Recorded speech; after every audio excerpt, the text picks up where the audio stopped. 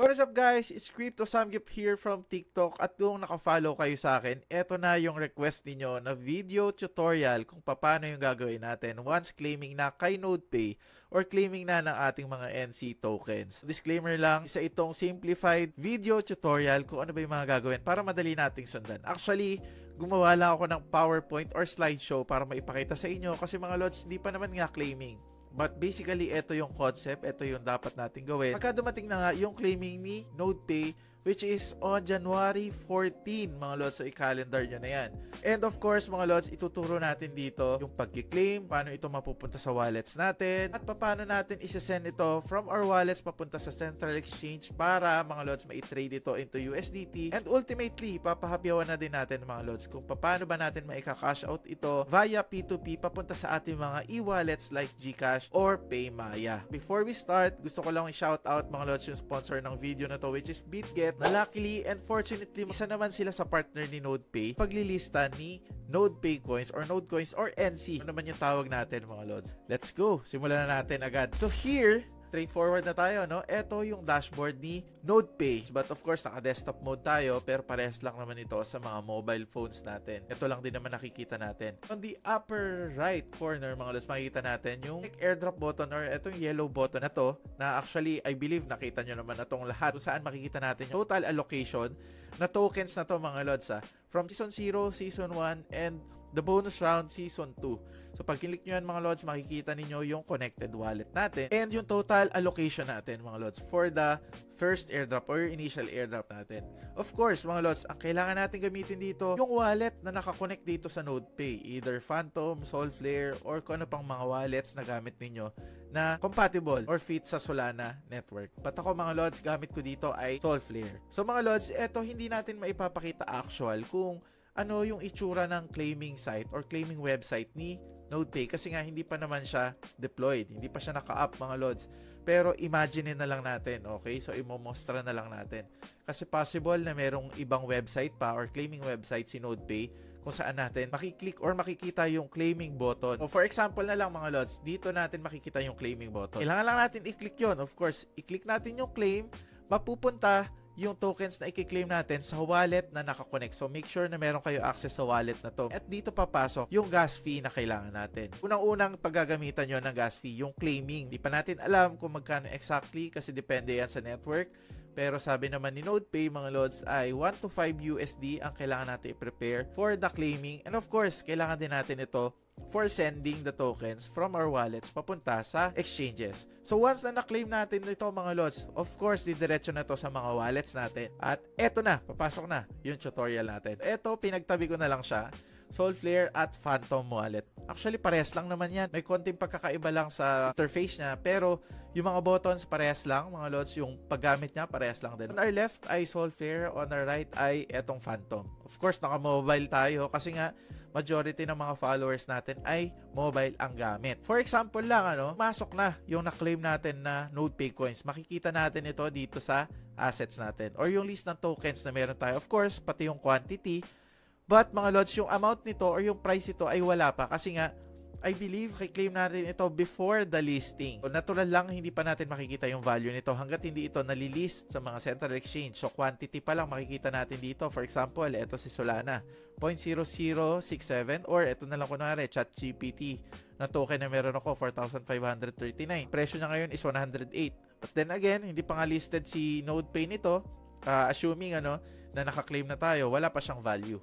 Dito naman, mga lods, kay Phantom ay ganun din. Makikita natin yung list ng tokens na meron kayo sa wallet na to. But ang kailangan natin pag-focusan dito, mga lods, ay itong sending button. Pareha sila may send button. So try natin, mga lods, i-click yung send button. Ganito ang lilitaw. Dito sa Solflare, mga lods, ang ginawa ko, kinlik ko na muna yung token na gusto ko i-send. In this case, ginamit natin example yung Solana. But dito, pag kinlik natin yung send, mga lods, ilitaw pa lang yung list ng tokens na pwede nating i-send. Piliin lang natin dito, for example, NodePay coin or NC token. Yun yung i-click natin.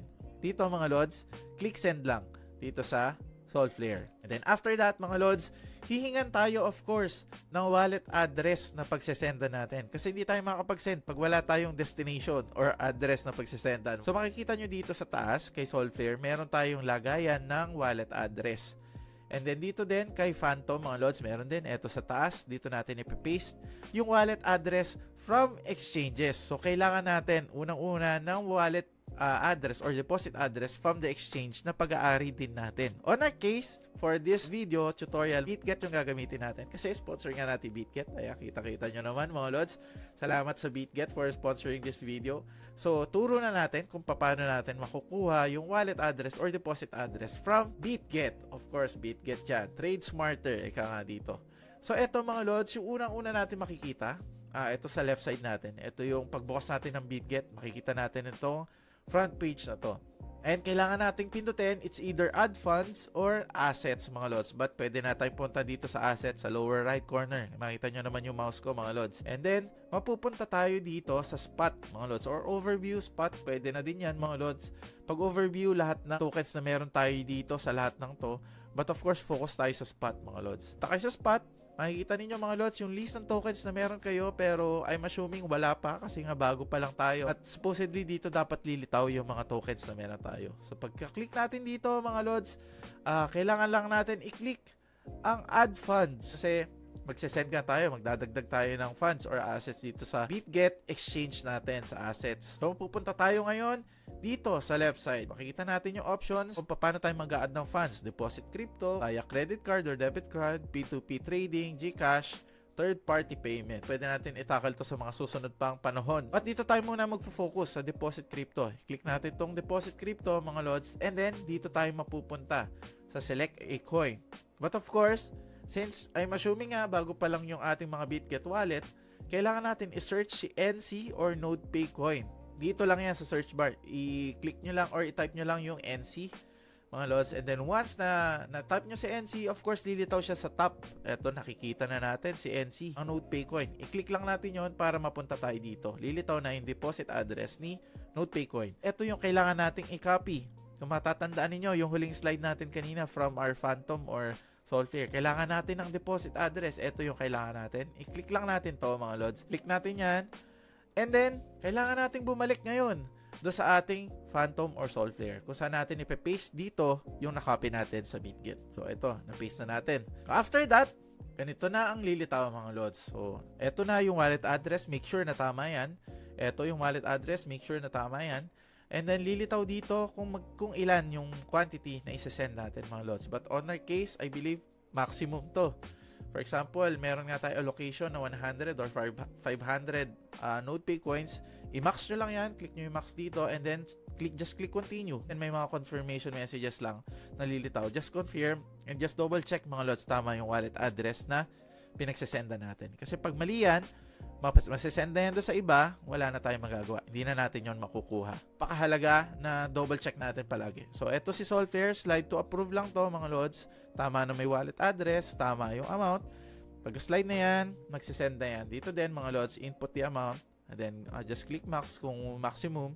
Then, just send mga lods. And then, after that, balik tayo do sa ating mga BitGet account. Ito na, makikita na natin after a while, after some confirmation na pumasok na. For example, ang ating, ito na lang example natin na si OGC kunwari. Si OGC kunwari din deposit natin, pumasok na si OGC, makikita natin siya dito sa spot natin. Again, sa assets mga lods, ito siya. Lower right corner ni BitGet. And makikita na nga natin si NC na nandito. I believe, hindi pa naman nga siya listed ng time na to na na-send na natin siya, kaya wala pa siyang value. But of course, ang inaantay nating lahat, paano siya ite-trade pagka listed na. Click nyo lang siya, mga lods, si OGC or si NodePay coin. Kunwari, ito si NodePay. Click nyo yan, and then makikita nyo to. Itong nasa right.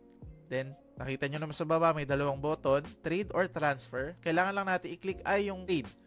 So, mapupunta tayo ngayon dito. Ito, madaming natatakot dito mga lods, pero madali lang siya. Actually, madali siyang intindihin.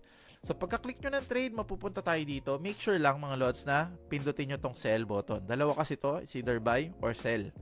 But, goal natin is mag-sell. Click nyo yung sell mga lods. E din yung gawin to pala mga lods habang countdown ng NodePay coins. Para naman mga lods, if gusto nyo talaga magbenta agad, magandang presyo kasi usually pagka-list mga lods ng tokens, mataas yan eh. Then bababa siya gradually, unti-unti. Kasi nga, dami na nagsisell. Kaya unahan yan. Kaya yung iba, during countdown, naka-ready na agad to. Sell button. Make sure na naka-market kayo mga lods ha. Pag sinabi kasi nating market, eto yung actual price nung time na yon. For Example, every second kasi nagbabago yan, di ba? Malikot ang crypto. So, kailangan i-make sure nyo naka-market to. Ibig sabihin, sa market price tayo magbebenta. Pagka-click natin kung ano yung price na yon, doon tayo magbebenta. And then, scroll nyo lang to or drag nyo tong parang slider na to into 100% kung gusto nyo siya ibenta ng 100%. Ayan, slide nyo hanggang 100%. And then, pagka-patak ng countdown, mga lods, makikita nyo, papalo ngayon yung price dito. Makikita nyo yung price ni NodePay. Depende sa inyo kung gusto nyo na mag-sell, pero kung gusto nyo talagang i-sell agad, click nyo lang tong sell, NC or OGC. Dito sa pang demo lang natin, OGC or NC. Then punta lang kayo ulit dito sa assets, makikita nyo yung NC niyo ay nawala na, magiging USDT na siya. Imagine niyo na lang mga lods Okay, for example, wala na tong OGC or wala na yung NodePay coins natin, USDT na lang. So, dadako na tayo ngayon pag may USDT na tayo. Ang kailangan natin gawin para ma-cash out ang ating mga airdrops, mga lods, ay balik lang tayo dito sa home. Ayan, click nyo yung home na to. Then, just click more. Pagka-click nyo dito sa more na to, lilitaw yung other options or features ng BitGet. Hanapin ninyo ngayon yung P2P. Eto, yung P2P kung nakikita ninyo, mga lods. Click nyo lang yung P2P na yan.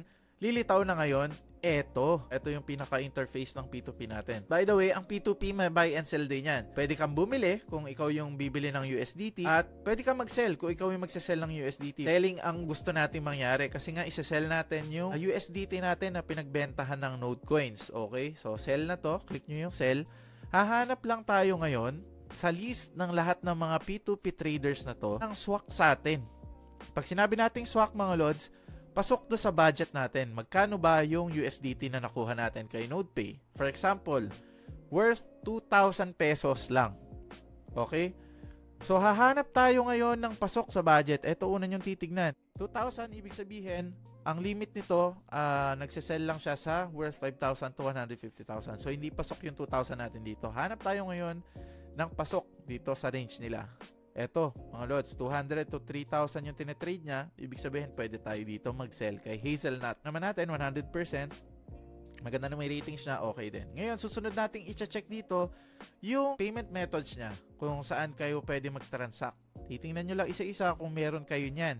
Kung GCash, hanapin nyo. Eto, may GCash siya dito, mga lods. So, pwede siya kung GCash yung gamit natin. But make sure pala, mga lods, na nakalink na yung inyong mga GCash or e-wallets dito sa P2P trading. Kailangan yon, mga lods. Para naman, once na nagkasundo na kayo, mga lods, or na-confirm ninyo, ang mangyayari lang dyan ganito, mga lods. So, pinili nyo, swak na to, diba? 2,000 pesos via GCash.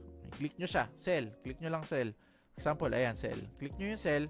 Mapupunta kayo ngayon sa isang chat ninyong dalawa, nung buyer or seller.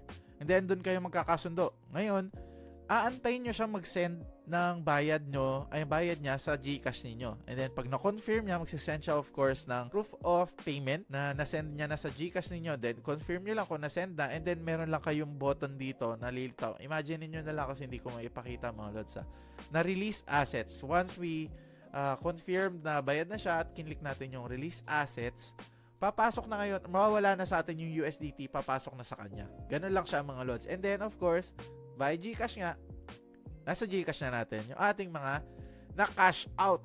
So, ganun lang kadali, mga lods. Ganun lang siya ka-easy, PC. Limited lang yung minostra natin dito. Soulflare, Phantom lang. Then, BitGet, mga lods. But basically, yung mga exchanges naman na gamit natin, mga lods, ay pare-parehas lang din yan. Kailangan lang natin mas kalikutin. So, I hope na naintindihan ninyo at nasimplify natin yung procedure kung paano tayo makakapag-cash out ng ating mga airdrop from NodePay. Basically, ganun lang yun, mga lods. So, ayun lang, mga lods. Kung hindi pa kayo nakafollow sa akin sa TikTok, ilalagay ko sa description box below yung ating link na ating TikTok para makafollow kayo at madalas ako nag-update doon, mga lods. At yung official registration link ng BitGet, eto, BitGet number 1, ilalagay ko din sa description box below para makagawa na kayo habang may mga araw pa before yung claiming. Meron tayong account, ready na tayo, mga lods. But of course, hindi natin kiniklaim, mga lods, na eto lang yung only way para makapag-cash out tayo. Madami pang other ways para makapag-cash out. Pwede din, mga lods, na pag may value na yung NodePay coins, isa-swap na lang natin do sa ating mga Phantom wallets yung mga NodePay coins natin. For example, balik tayo dito, sa Soulflare or Phantom natin. For example, ayan, may value na kunwari yung ating NodePay coins, pwede nyo siya i-swap. Click nyo na lang i-swap. Kung ayaw nyo mag-send agad sa Central Exchange, click nyo i-swap. Then swap nyo si NodePay into Solana, into USDC, or kung ano yung gusto nyong pagsendan. Ganun din mga lods kay Phantom. Just click swap. Swap nyo yung NodePay coins niyo into Solana. Pwede yun mga lods. That's one way para makapag-sell kayo agad kay NodePay. Para ma-sell nyo agad yung mga NodePay allocations niyo. So, yun lang. Again mga lods, salamat sa panonood. At yun lang. Follow nyo na din tong YouTube account natin kasi pinaplano natin mag-upload pa ng other tutorials dito. And ilalagay ko na din pala mga lods yung sa description box below yung ating Discord server na sumali kayo doon kasi meron tayong niluluto na postpone yung ating webinar ng BitGet kung saan mas ituturo pa natin kung paano mas ma-maximize yung paggamit kay BitGet. Kung tinuro natin kanina, papahapyawan natin doon, paano tayo kukuha ng gas fee doon, paano tayo magte-trade, paano bumili ng ganito ganyan, and of course, in-depth pa na pagtuturo kung paano gamitin si P2P. Yun lang mga lods, gawa na kayo ng account and follow our TikTok account din. Yun lang mga lods, let's go at sana pumaldo tayo dito kay NodePay. See you on January 14 kung paldo tayo. But of course, sana paldo tayo lahat. Let's go!